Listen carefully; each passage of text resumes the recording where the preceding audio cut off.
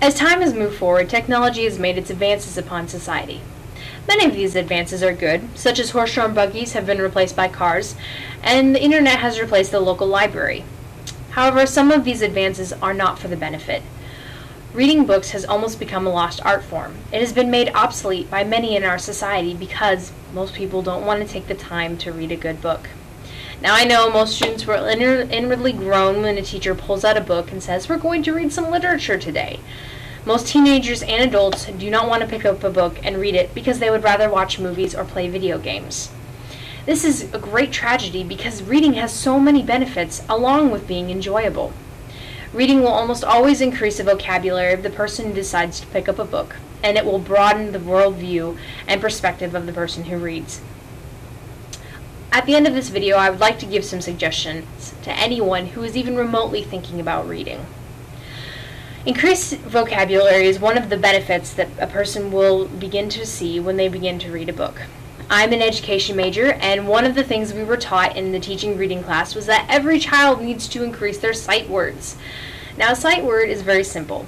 When a child opens up a book, they will immediately look down and find a word that they know the word, they know how to pronounce this word, and they know what the word means. This is a sight word. It simply means increasing the child's vocabulary. This will happen to everyone who decides to read a book. This will also hone life skills because people will be talking for the rest of their lives.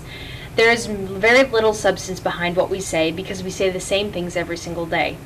Shakespeare, when he was alive, used a vocabulary of about 16,000 words. These words he used on a daily basis, not for flowery occasions. Today in America, we have a working vocabulary of about 5,000 to 6,000 words. This is a very dramatic decrease as to what was before. People sound less intelligent and they have less depth and substance behind their words. Most people would like to sound intelligent in their interviews, and reading is a way to practice this. It always introduces new words that have new meanings, and you will be able to use the same thing that you want to say in different ways. Along with increasing your vocabulary, it will broaden the worldview and perspective of anyone who decides to pick up a book. Whether it be the author or the characters in the book, you will always experience somebody who has different views than yourself. Whether that be a politician who decides to wage a campaign that you do not agree with, or a person who has a different belief system than you do. You will always encounter something that is different. This would be very beneficial to our society because most people will grow up within their own four walls or in their own city and never consider someone else. Books will take you across lands, let you listen to king's counsel, or be with the peasants. It will allow you to see somebody who is very much like yourself, but who simply lives in a different time and place. It will allow people to consider others instead of just thinking about themselves. This is very beneficial to society because most people don't think of other people when they do go about their daily business. They only think about themselves instead of thinking about how their actions impact others. Reading allows you to do this because it brings up different points of view. Now, there's some myth going around that if you need to read, you have to pick a book that you will absolutely hate and never enjoy. I don't know how this myth got started, but it is very much so not true. If someone wants to read, they should always pick a book that they know they will enjoy, or at least think they will enjoy. When I started to read the classics, I had many friends who told me I must read Pride and Prejudice. It was a good story, they said, and it would be something that I would enjoy. I was kind of skeptical about it at first because it wasn't the type of book that I normally read. So I picked it up and tried to try and read it anyways. It took me about 3 days to read the first 3 chapters, whereas normally it takes me about 3 days to read an entire book. So I put the book down and I haven't picked it up since.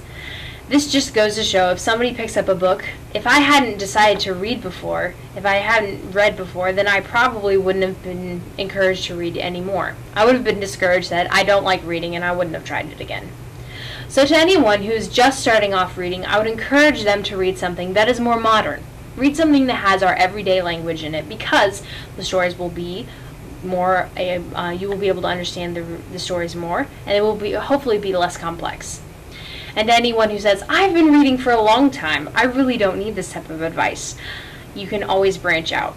If somebody decides they love to read fantasy, read an autobiography sometime. It'll be different. It'll be something you don't normally read, and it will be good for you. I struggle doing this, but it's something I know I need to do more. Just branch out. Try something new. Reading has many benefits as well as being enjoyable. It will always increase and it will help you to broaden your worldview. I hope someday that reading will again take its place in our society and be known for what it is, something that is enjoyable and something that should be treasured by all.